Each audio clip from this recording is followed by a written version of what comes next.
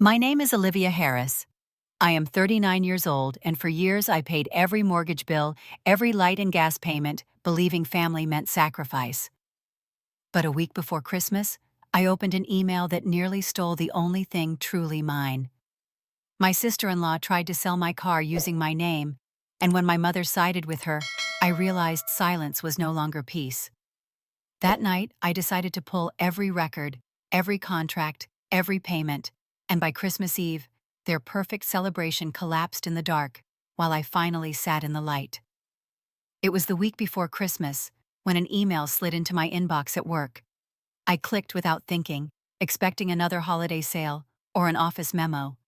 Instead, my breath caught in my throat. The message confirmed that paperwork had been filed to sell a 2019 Toyota Camry registered in my name. That was my car that I had driven every day from my apartment in Richmond to the logistics firm where I worked, my car that nobody else had any right to touch. I called the dealership listed in the message. My voice shook as I spelled out my name. The man on the other end typed paused and said yes.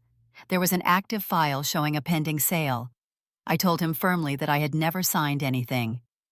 Another pause. He lowered his voice and said I should reach out to the DMV immediately. My palms were wet when I hung up.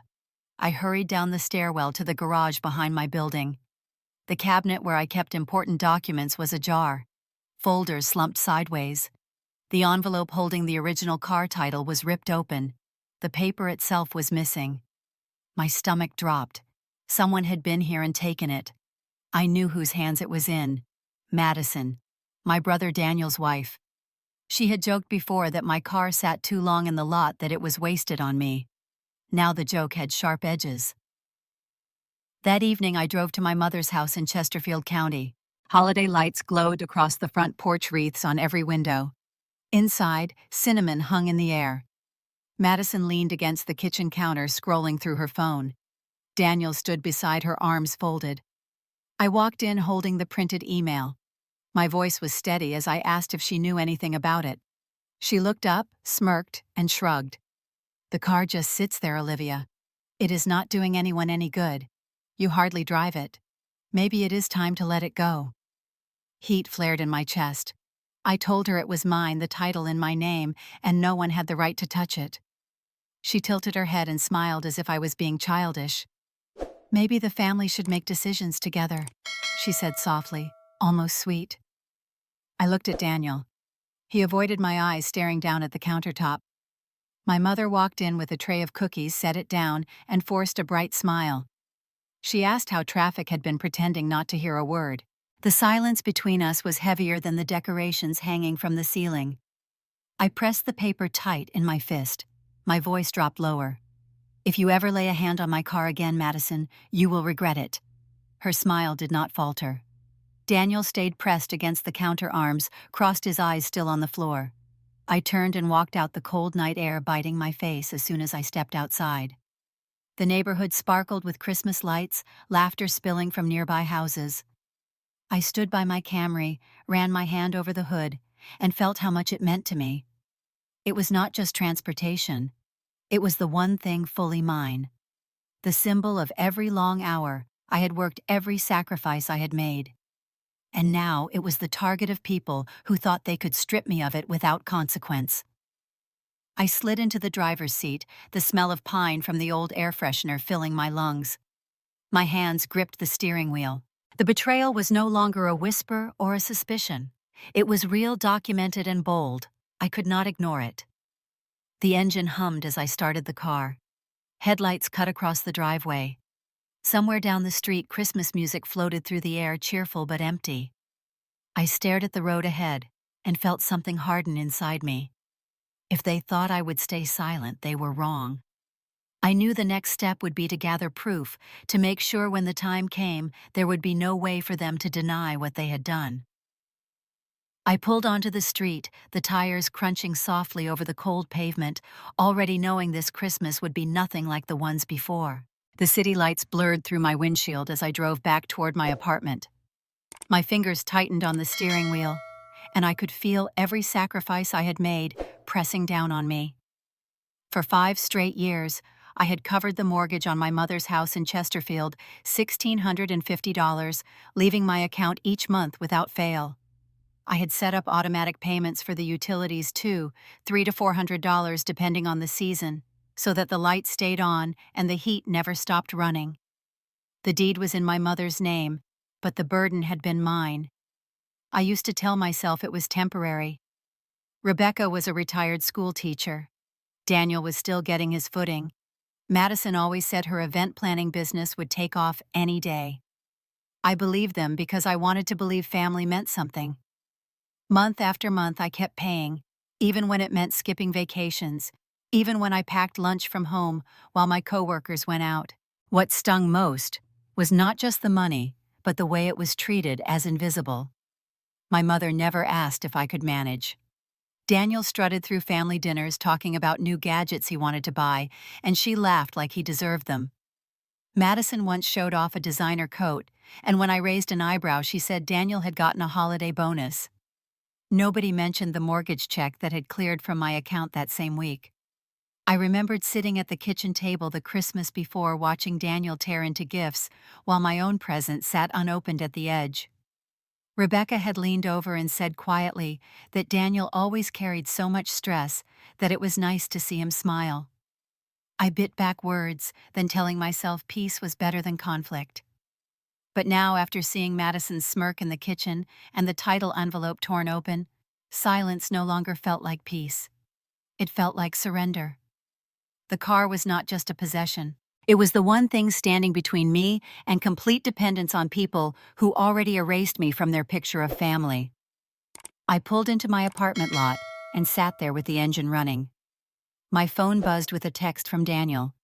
It read only one line: "Do not overreact." I stared at the words until they blurred. Overreact. As if working 60-hour weeks covering their roof, their heat, their water while they plotted to sell. The one thing in my name was a small thing. I shut off the car and carried my bag upstairs. The apartment was quiet, just the low hum of the fridge. I opened my laptop, pulled up my bank records, and scrolled through the payments. Line after line, the mortgage was drafted like clockwork since January 2018. My name was printed neatly beside each transaction. It was all there, undeniable. The anger inside me cooled into something sharper. For years I had hidden these numbers like they were shameful, like admitting how much I carried would make me sound bitter. Now I saw them differently. They were proof. Proof that I was not crazy. Proof that I had kept that house alive while they pretended it was theirs. I closed the laptop and leaned back in my chair. Outside snow flurries spun under the streetlight. My breath fogged the glass when I leaned close to the window. The neighborhood across the way was glowing with strings of lights, laughter carrying faintly. I thought about Rebecca's face in the kitchen, the way she had turned away from me, as if cookies could erase what Madison had done. I whispered into the empty room, "Never again." My voice sounded steady, almost unfamiliar. The old version of me would have buried this, would have swallowed the anger, and told herself family was complicated. But I knew the next move had to be different. The ripped envelope, the dealership file, the bank records, all of it pointed in one direction. I needed to gather every piece of evidence before they tried to rewrite the story again. And I already knew exactly who I could trust to help me take the next step. I drove across town to a small apartment complex on the north side of Richmond where my cousin Chloe lived. She was 26, a second-year law student at the University of Virginia Satellite Program, and one of the only people in the family who ever seemed to notice how much I carried. When she opened the door, her eyes darted nervously down the hall before she let me in. We sat at her kitchen table, a stack of case books piled high on one end, and I laid the dealership email between us. Chloe chewed her lip, her hands twisting in her lap. Finally, she whispered that Madison had asked her about legal templates a week ago. Chloe had brushed it off until she saw a copy of my car registration on Madison's desk when she stopped by my mother's house. The signature line was filled in with my name, but the handwriting was wrong. My pulse thudded in my ears. Chloe reached into her phone and showed me the photo she had snapped. A blurry copy, but enough to see the forged scrawl. She told me quietly not to mention her name, that if Madison knew she had shared it, there would be hell to pay. I promised to protect her, though inside I burned with rage. It was one thing for Madison to make smug comments about my car, it was another to forge my signature. That was fraud. I asked Chloe if she had seen anything else. She nodded and pulled up another screen. It was a confirmation email from a local appraisal service scheduled for later that week, tied to Madison's personal email address. My car had already been booked for evaluation. The room felt suddenly smaller. I gripped the edge of the table, fighting the urge to slam my fist against it. Chloe placed her hand on mine and told me to breathe. She reminded me that the law was on my side. Still, the betrayal spread through me like ice water. Later that evening, I drove back to my mother's house. Rebecca was in the living room stringing garland. Daniel sat on the couch with the game on low volume. I stood in the doorway, the photo of the forged title glowing on my phone screen. I told them calmly what I had found. Rebecca's hands kept moving, looping ribbon as if she had not heard me. Daniel barely glanced away from the television. He muttered that Madison was probably just trying to help, that I was overblowing the situation. I stared at both of them, waiting for someone to show an ounce of concern that a crime was being committed in our own family. The silence stretched until it was unbearable. My mother hummed softly to herself, her back turned, and Daniel clicked the remote like the conversation was finished. I walked out, my chest tight. In the driveway, my breath fogged the cold air. It was clear now. Madison was not acting alone. By ignoring me, by refusing to even acknowledge what I had shown them, they had chosen her side. I sat behind the wheel of my car, the photo of the forged title still open on my phone. Chloe's warning echoed in my head. Keep me out of it. I knew she was right to be afraid, but fear was no longer an option for me. I tightened my grip on the steering wheel. If they thought I was powerless, they had underestimated me. I would gather every document, every receipt, every record. And soon, I would place all of it where no one could deny the truth again. The next morning, I walked into a brick office building on Main Street, where my cousin Nathan had his practice. He was 40 now, a contract attorney, who had always been the practical one at family gatherings. When he saw the stack of papers in my arms, his brow furrowed. We sat across his desk, holiday decorations taped crookedly on the wall behind him, and I laid out the printouts of my bank records, the photo Chloe had taken of the forged registration, and the appraisal confirmation in Madison's name. Nathan flipped through the pages carefully, his jaw tightening. He tapped the photo of the fake title. That is fraud, Olivia. If she ever tries to use this at the DMV or at a dealer, she could face serious charges. He looked me in the eye and told me the car, the mortgage, the utilities, the insurance, every account was under my name. I had complete authority. For the first time in weeks, my breath eased a little. He made a copy of the forged document and told me to keep it secure. He would hold the copy in case I needed a witness. Then he leaned forward and said if Madison submitted anything, I should immediately alert the DMV. His tone was steady, matter of fact, the way only an attorney could sound when the ground felt shaky beneath me. Later that afternoon, I met David Howard for coffee downtown. David had been a friend from my early career, now a labor lawyer in his 50s. I trusted his bluntness. I showed him the same stack of records. He shook his head slowly, his gray hair catching the winter light. He told me what Nathan had already said, that the accounts gave me full control. He reminded me that while Rebecca's name was on the deed of the house, the mortgage was mine. Without me, the house would not stand. His words settled like iron in my chest. That night, I spread everything out on my dining table. Bank statements, receipts, contracts, utility bills, copies of emails. I labeled a folder on my laptop, proof, and dragged scanned images inside one by one. Each click steadied me. The weight of years I had carried in silence was now lined neatly in files undeniable. While I was filing the last statement, my phone buzzed. A voicemail notification from my mother. I hesitated before pressing play. Her voice filled the room, calm and clipped. Olivia, selling the car is the right thing to do. Do not make this difficult. My hands shook as I set the phone down. There was no apology, no question if I was all right. only a verdict cold as a gavel. I sat in the quiet staring at the folder glowing on my laptop screen. Proof. The word looked different now. I had the law on my side, yet my own family had stripped me of recognition. It was not just Madison's scheme anymore. It was my mother's voice telling me to stand aside. I leaned back in the chair, the hum of the heater filling the silence. My anger no longer burned hot. It had cooled into something precise like the sharp edge of glass. If they would not acknowledge me, then I would make sure the truth itself could not be denied. I closed the laptop and stood at the window, watching snow scatter under the street lamp. My reflection stared back harder than before. I whispered to myself that it was time to use the authority they pretended I did not have. The phone buzzed again on the table, Daniel's name flashing this time. I did not pick up. I already knew what side he stood on. Instead, I reached for the stack of folders and slid them into my bag. The next move was already clear in my mind, and once it began, there would be no turning back. I sat at my desk the next morning and logged into my online banking. My finger hovered over the settings for the mortgage autopay. Every month since 2018, it had drafted like clockwork, draining my account to keep my mother's house standing. I clicked cancel, and a confirmation box appeared. "Are you sure?" I typed yes.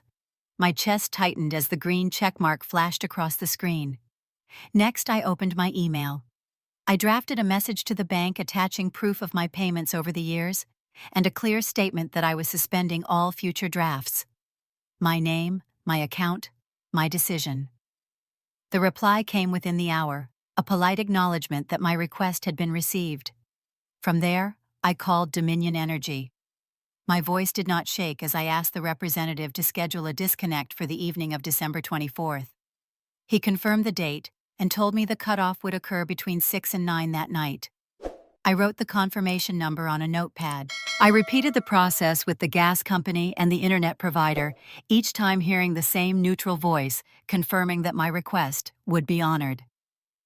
By the time I hung up the last call, my hands were steady. For years I had been the silent provider. Now I was the one pulling the plug. I leaned back and thought about the party Rebecca had been planning. Madison bragged that she had arranged catering from a popular downtown restaurant, that a DJ was booked, that the decor would be perfect for photographs. All of it had been put on my card because the family insisted I was so good with money. I opened my email folder and pulled up the contracts. I sent 3 short messages. Each one canceled. Each one received an automatic response confirming termination. 5 days before the event, there was no going back. The phone buzzed against the table as I was closing my laptop. The caller ID showed a local number I recognized but had not seen in years. Rachel Myers from the Richmond Gazette.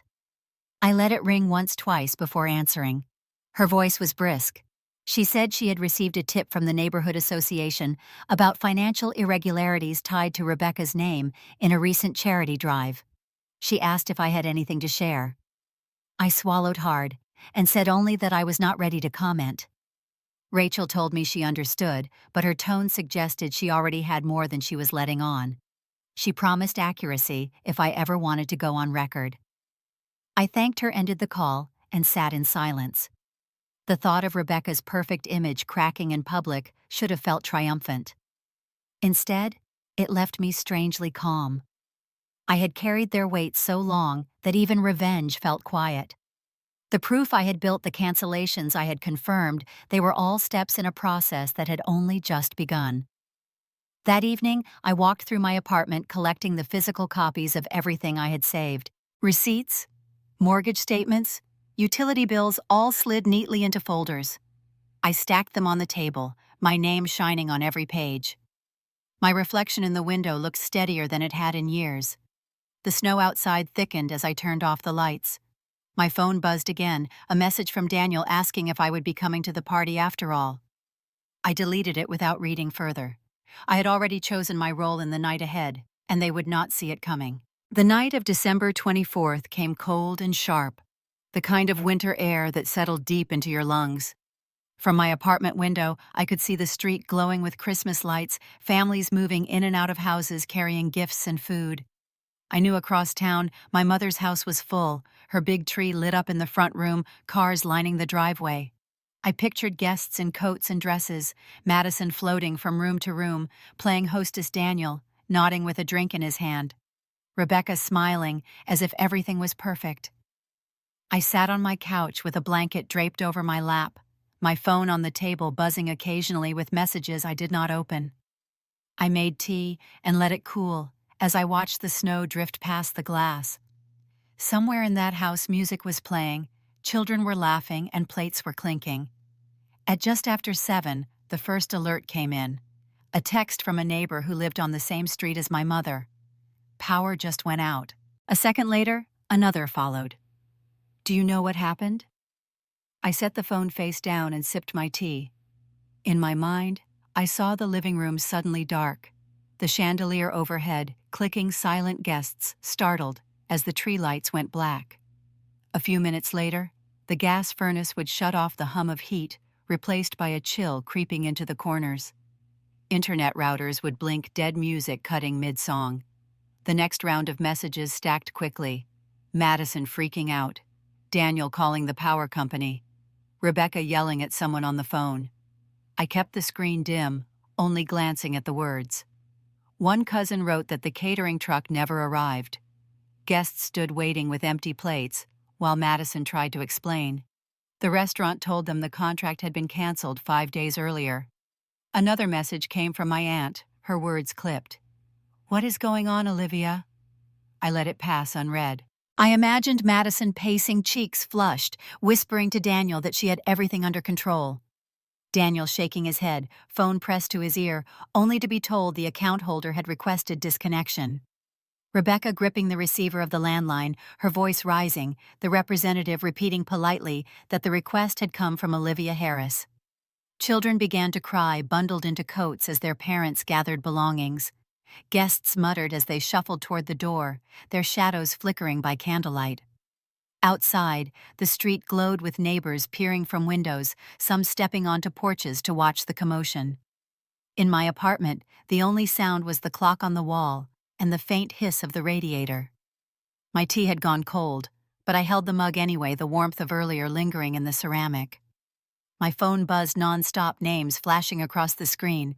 Daniel, Rebecca numbers I did not recognize. I left it on the table. By 9 o'clock, the stream of messages slowed. One final text from a cousin read that half the guests had left. The rest sat in coats waiting for someone to fix it.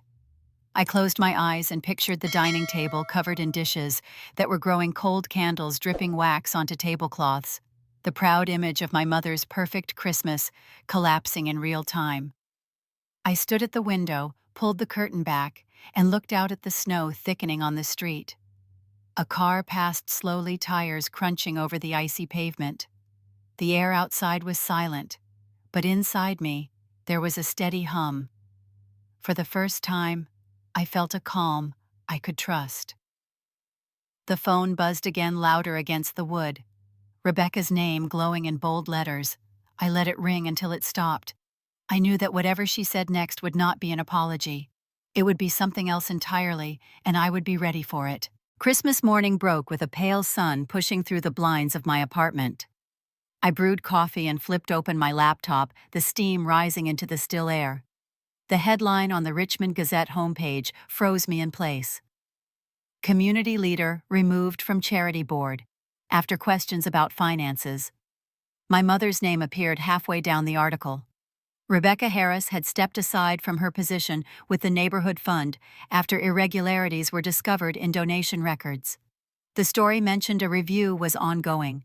There was no photo of her smiling at a banquet, no praise for years of service, just silence where her reputation had once lived.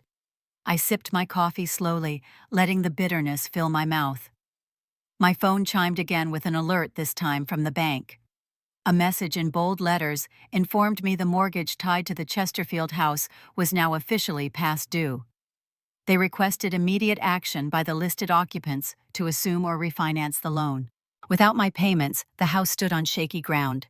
By noon, the messages from cousins rolled in like a tide. One said Madison's friends had confronted her about the forged paperwork. Another claimed she was locked out of a group chat that morning.